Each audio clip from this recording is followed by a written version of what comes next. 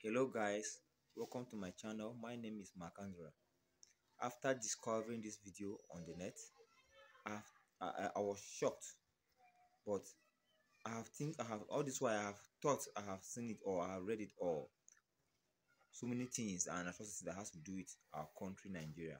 But after watching this video, I discovered a lot of shocking news that has to do with our political system, the NNPC, and the subsidy remover. Please guys, watch this video and I want you to see your comment under the comment box.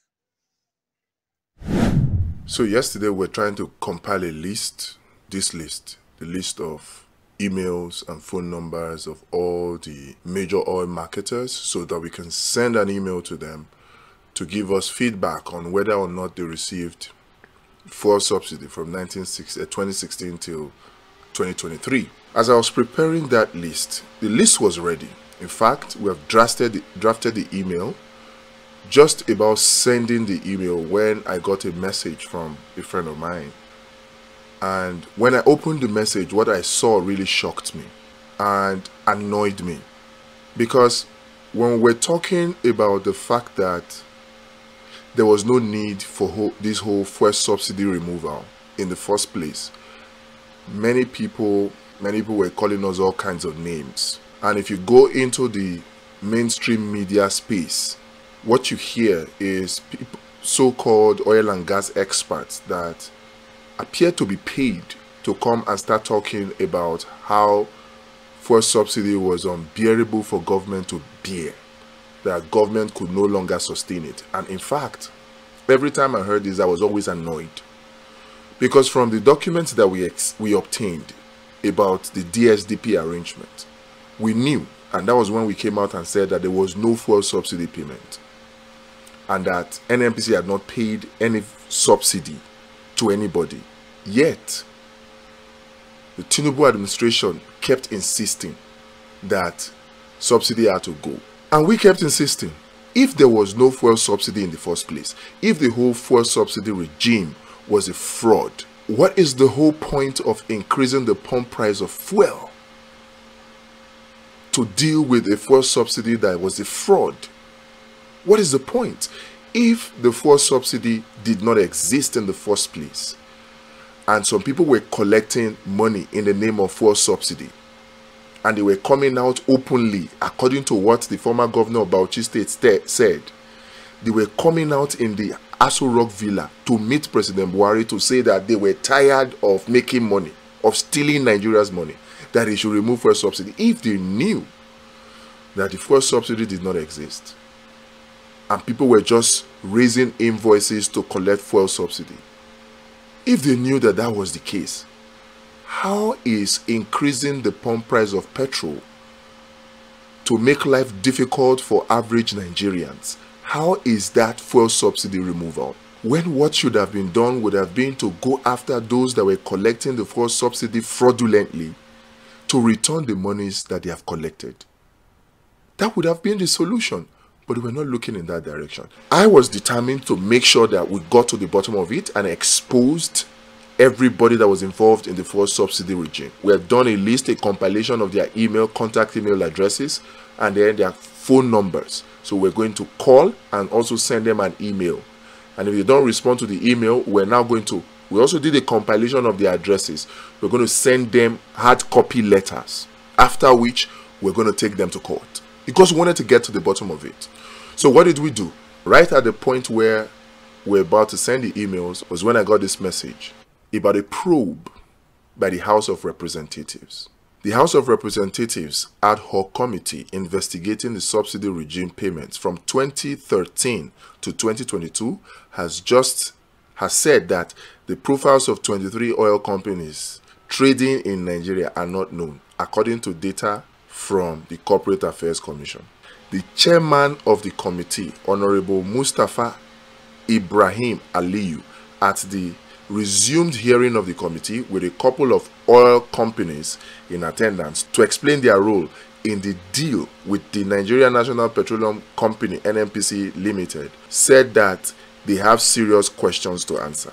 Aliyu, who read a list containing the names of the individual companies explains that a communication from the Corporate Affairs Commission, CAC, on the request of the committee came back without any information on the affected companies. At the bottom of that document was a statement that was shocking to me and annoying to me.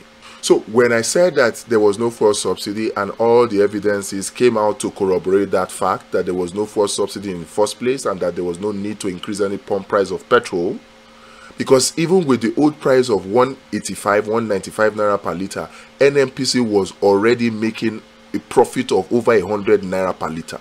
At 195, NNPC was making a profit of over 100 naira per litre. The studies are there, the empirical data are there. In the document that was done, that was presented by Dr. Agbon, it was stated there clearly.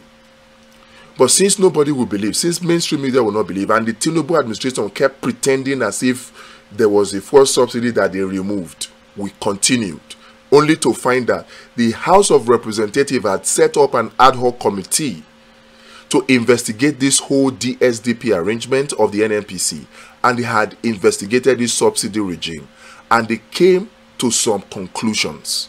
And part of it is this annoying one that I will read to you right now, that Tinubu was made aware of, that Buhari was made aware of, yet they still went ahead to dance to the tune of the World Bank and IMF to increase pump price of petrol, to privatize, to devalue Nigeria's naira, to increase the school fees of university and unity schools in the name of signing the student loan bill, to privatize Nigerian company in the name of signing electricity bill. They were just doing all manner of policies to play and dance to the tune of the IMF and the World Bank.